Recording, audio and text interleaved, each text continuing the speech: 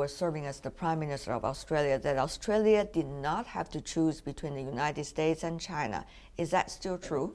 Yes, I think that's absolutely still true. And during my time as Prime Minister, I had the opportunity to show that it was possible for Australia to improve its relationship with China.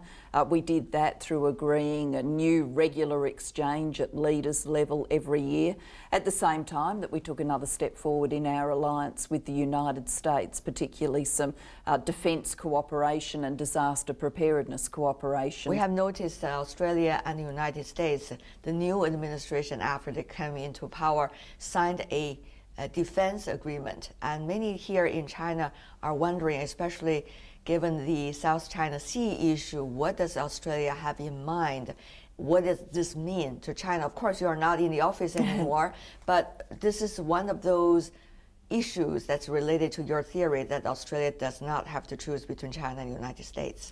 Well, I don't comment on the specifics of the current government policies, but I would say this. I mean, Australia has been an ally of the US for decades and decades and decades, and of course that's well known here in China. And whilst that has been well known, we've been able to establish diplomatic relations to work together across more than 40 years now to strengthen our cooperation at every level. So I think our history together shows that whilst Australia will continue to be a firm ally of the United States, that we can work each and every day for an improved relationship with China. Another one, TPP. Australia, of course, is one of those 12 countries now involved in the TPP.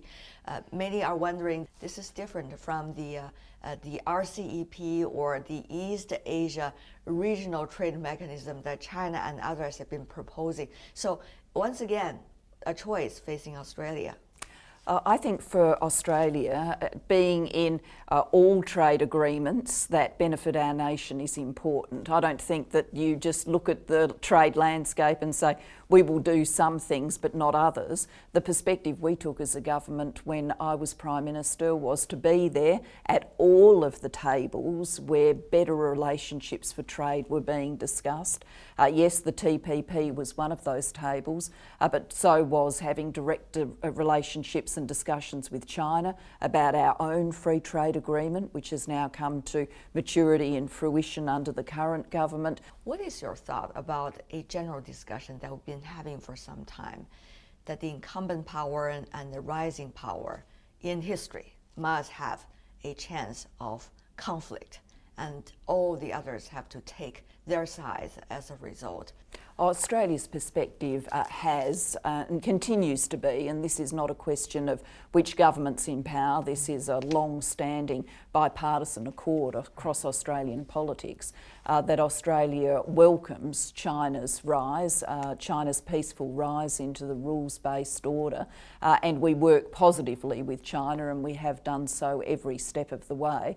And when you look at the many ways in which we work together, I think at every level the diplomatic architecture and exchange is strengthening, not just bilaterally between Australia and China, but also in our region of the world, the ability of things like the East Asia Summit to continue to grow and mature into key strategic discussions and dealing tables for our region. As an ally of the United States, how much of your political relation with China has to do with the political choices made at the White House toward China?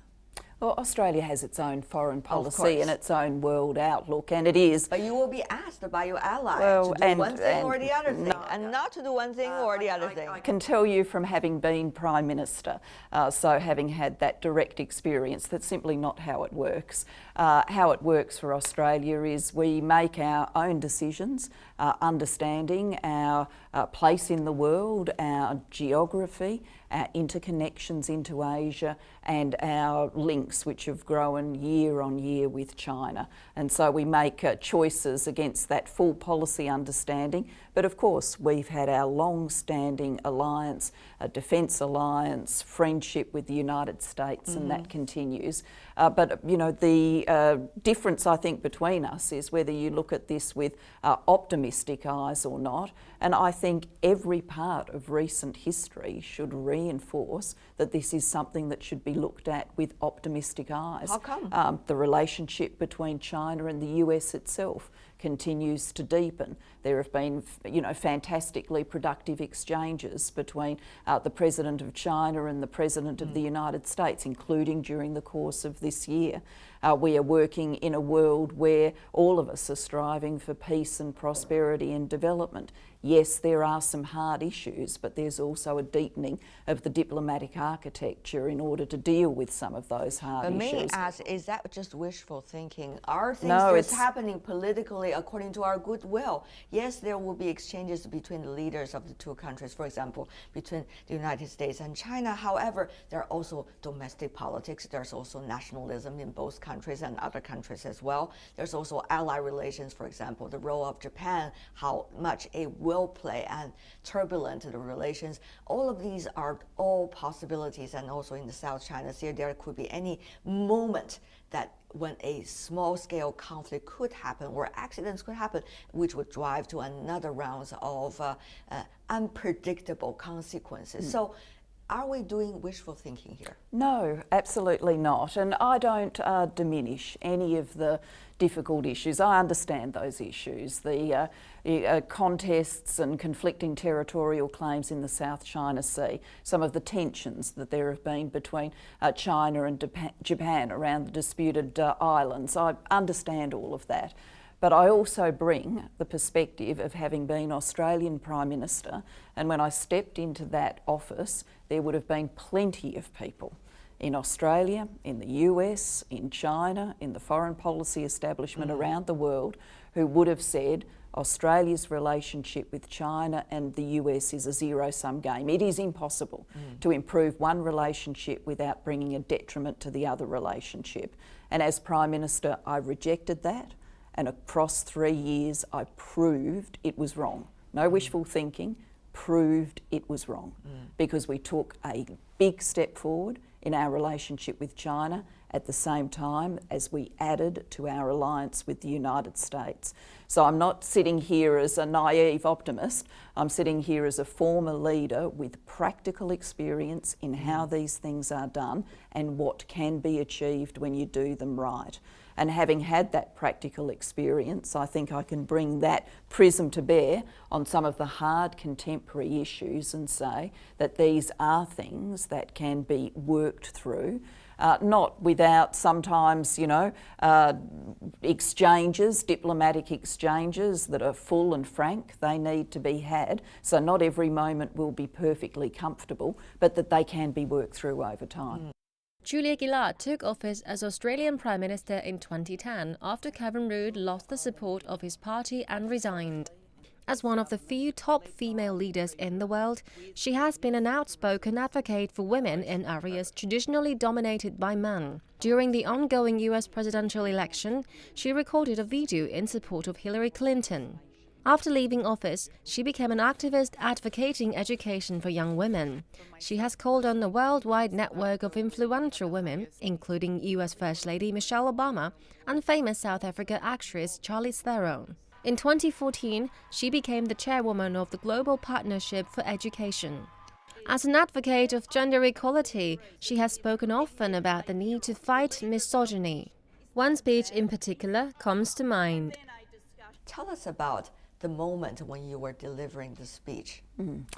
Well, it was a speech given in a particular political context, and I knew that there would be debates and discussions about sexism in the Parliament that day. But instead of having our usual question time, the opposition moved to this immediate debate, and so I had to quickly scroll out notes and give that speech. And I think that speech caught some of the frustration I had felt as a woman about aspects of my Prime Ministership being, you know, viewed in a gendered way. I didn't really have any sense of the impact of the speech beyond the parliamentary chamber though, and it took me, you know, a bit of time to realise quite how it had reverberated around the world.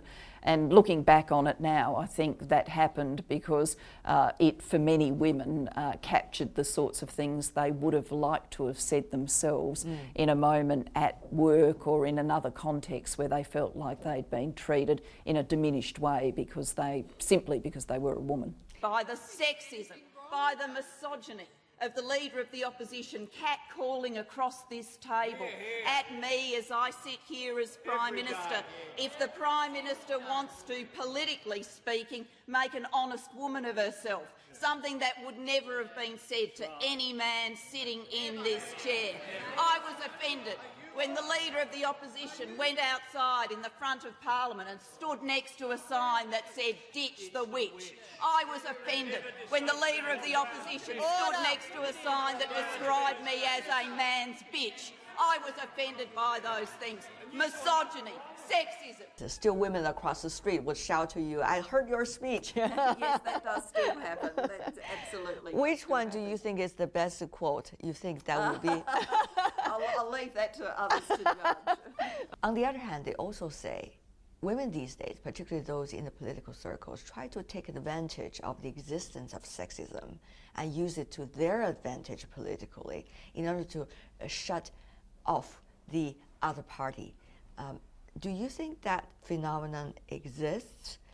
Is it legitimate for women leaders to talk about sexism and take advantage of that for their own political gains? Well, I certainly haven't seen that, and that hasn't been my experience. I think there is a clear dividing line here. I mean, women leaders should be subject to the same scrutiny level that male leaders are. So if you make a bad policy choice, then that should be held up to public account. If you, as a leader, don't show the capacity to deal with the pressure or to manage complex agendas, that should be held up to account. What shouldn't be the focus is, whether or not you're wearing the right thing that day. It's that kind of gendered critique that we need to get out of the system so that we can focus on the truly important issues. When I was Prime Minister, I would joke from time to time, what's going to matter for the long term for Australia, what I do today or which blouse I wear today. It's what I do today. And I was always happy to be held up and held accountable for what I did that day. Once again, is that wishful thinking, whether it is important that the policy you are making that day or whether you are choosing the right blouse to wear that day? I mean, reflecting in the news, for example, reflecting in public discussion, for example, it might be the blouse, not necessarily the policy, because the policy would only bear fruit months and even years later. Yeah. Well, once again, here I'm an optimist, and I think I actually think that there's I love talking to you. Yeah, I actually think there's some evidence around the world, though, that the more women you have in politics, the more times you've had a woman lead your nation, the less you actually see of the isn't the new handbag interesting that she's carrying, and the more it sort of normalises. So I understand why people, when they have a woman first lead their nation, it's different, it's a new image of leadership, there's an adjustment factor. But I think some of the nations around the world that have been more commonly led by women have shown us that it's possible over time for this sort of gendered critique to abate. It's not interesting anymore. Do you have to be very careful selecting blouse, by the way? Well, I'm in a fortunate world where I need to worry about all of those things less than I have to. Talking about women, and particularly the girls, the education is the one area you are especially compassionate about.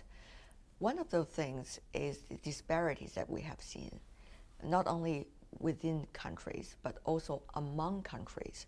What do you think globally can be done about that? I know you travel around the world mainly for that cause. Well, if we look at this global challenge, there are 124 million children who are of primary and lower secondary age who don't get to go to school. They'll never see the inside of a classroom, and the majority of them are girls. And on current rates of change, it won't be for another 100 years that we see the first generation of sub-Saharan African girls to universally go to primary and lower secondary education. Not upper secondary, not university, primary and lower secondary.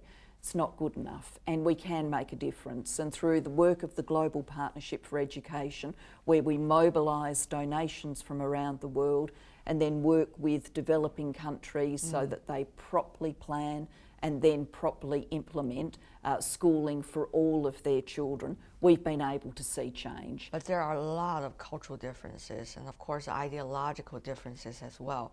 Politics also come into play in a very strong way, particularly if you want to do international programs like the one that you are doing. Yes. Unfortunately, education isn't the kind of thing where there's just one key. No. We spend a lot of time thinking about the work we do internationally and comparing it with some of the work that gets done in health. And there are some similarities, but there are some key differences. You know, there are great programs to make sure globally children get vaccinated. But at the end of the day, a vaccine is a vaccine, and it's the same exact vaccine in Australia or China or in sub-Saharan Africa that needs to get to a child. Education's different. It's got to be sensitive to culture and context. You know, what we teach our children in Australia will be different from what is taught in China, will be different to what is taught in sub-Saharan Africa, which is why actually country leadership, developing country leadership matters so much. And our whole way of change at the Global Partnership for Education is to work with country leaders to make a difference for their children. And when we do, you know, take Afghanistan, a conflict-ridden country, where people would say, you know, the girls there, they'll never get educated. Well, the good news is now we've been working with Afghanistan since 2011. More than 40% of the children at school are girls. More than 40% of the teachers are women. And of course these two things come together because there are many families who will only send their daughter if she's going to be taught by a female teacher. So it's possible to get models of change for children that work. And we also have a First Lady, Madam Peng Liyuan, who has become the special ambassador for UNESCO for women and girls' educations worldwide. Well, I'm very admiring of the way your First Lady has been raising her voice in support of the cause of girls' education. Very different from China's political tradition. Yes, and how she's talked about her own family experience, and particularly the example of her father and her recognition that education has made such a difference in her own life. So I'm very admiring of that, and I can feel a connection to it because really my initial passion for education was spurred by the fact that my parents, my father in particular, didn't get to complete his school education simply because he came from a disadvantaged background in a coal mining village in South Wales. And my message here really is, as a result of your president and leaders around the world going to New York in September, we now have a new set of global goals. Yes, things that we 17 of them. Yes, things we all aspire to for the world by 2030. And I think the key enabling goal, the one that means that we can achieve everything else, is the goal about educating children, making sure that they get at least 1 year of pre-primary, primary and secondary school.